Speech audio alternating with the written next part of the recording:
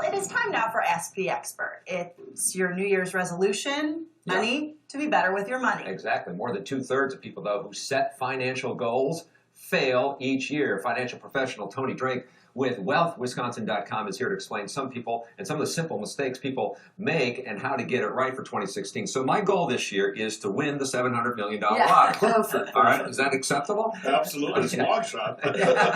One way to solve I think it. one of your focus, though, is on achievable goals. Absolutely. So how do we do that?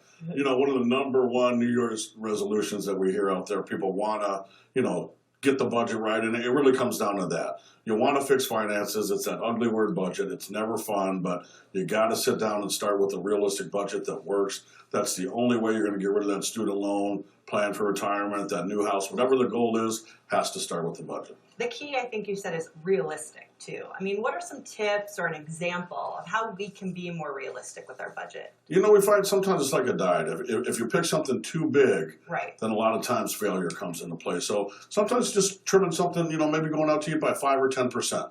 Doesn't have to be a big number. Once you achieve that, you feel excited, you feel successful, then you can set another goal, and we tend to see a lot more success that way. So I was joking about it, but let's go through the list here. I mean, vague goals, like winning the lottery, okay? That's not really a goal, right? No, not really a goal. I mean, it'd be a beautiful thing, but the odds are pretty tough. Maybe we can take that $20, $30, whatever you spend, and apply it towards the budget. Exactly. What else is on your list here?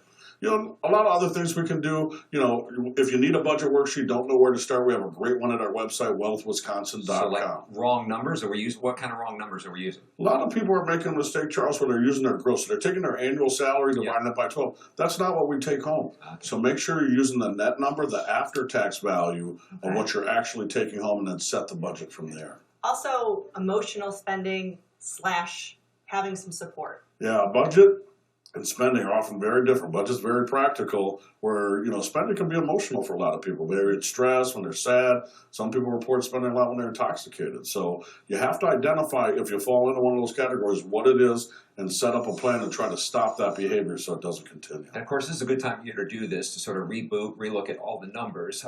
As we see what's happening on Wall Street, they're opening up a little dramatic this year. People get frustrated, like, gosh, I feel like I can't make any money. Of course, the last 7 years have been good, but it's been this frustration with the volatility. Yeah, I mean, last year was pretty flat, pretty ugly today and the beginning of this year. It's really about time horizon. You have to have a plan and stick to it. Right. We can't let these short-term pullbacks in the market discourage us. It can be a great buying opportunity if you have money on the side or cash on the side to invest, or you're contributing. It can be a great time to buy something at a discount, but got to stick to that plan. Yeah, if you're 20 or 30 years old, ride it out. Make sure you got the right plan. If you're 55, 60, getting close to retirement, you maybe should be worried about where your position is right now so you're not hit as hard, right? Well, and hopefully time horizon is part of your plan. So as you get closer to retirement, we're going to want to get more conservative because we don't have the time horizon to recover from a big pullback. Always good advice. Thanks, Tony. Thanks, guys.